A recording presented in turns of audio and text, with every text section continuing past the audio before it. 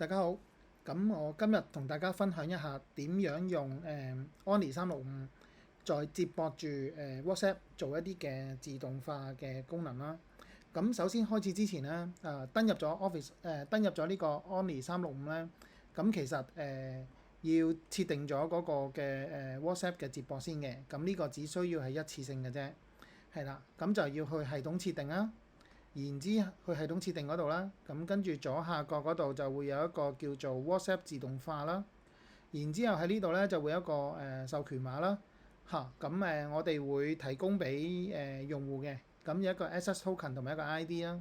咁跟住會有個 QR Code 俾用戶嗰邊去做掃描啦，咁接駁咗之後咧，咁我哋可以咧用戶嗰度咧就可以做一個測試啦，咁呢度咧就輸入翻一個接收信息嘅一個號碼啦，一個 WhatsApp 號碼啦，試下睇下駁唔駁得通啦嚇。咁我依家就試一試啦。咁我做一個 test message 啦。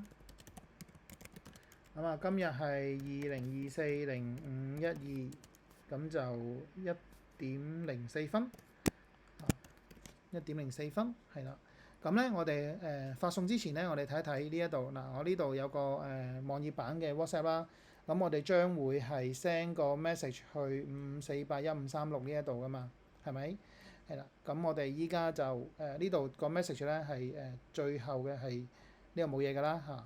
咁我哋去呢度就試下提交啦，撳一撳提交，咁跟住我哋睇一睇 WhatsApp 呢度啦。咁見唔見到呢度 test message 2024/05/12 1:04，咁就已經馬上咁樣咧就send 咗個 message 去呢個電話號碼嗰度噶啦。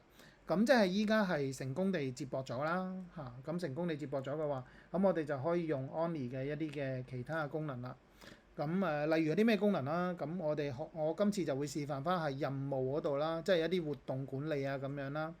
嗱，咁呢度咧就有個meeting 嘅建立咗個 meeting 嘅，係啦。咁就係13號，即係聽日啦。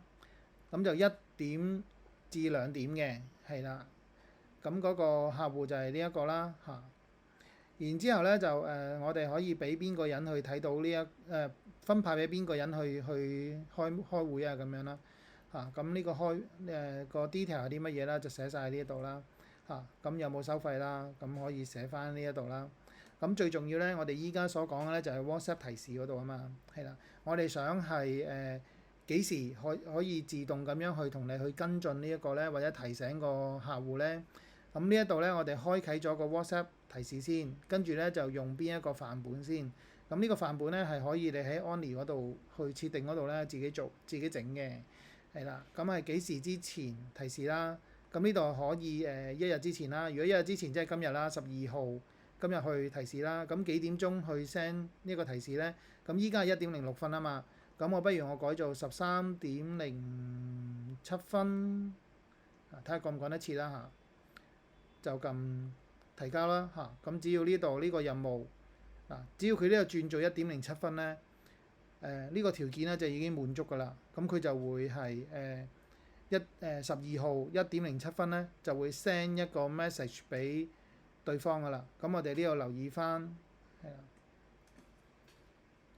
咁除咗會 send 個 message 俾對方之外咧，其實咧我哋都背後設定咗咧，都會 send 多一個 message 咧，就俾指派任務嗰個人嘅，係啦。嗱呢度見唔見到？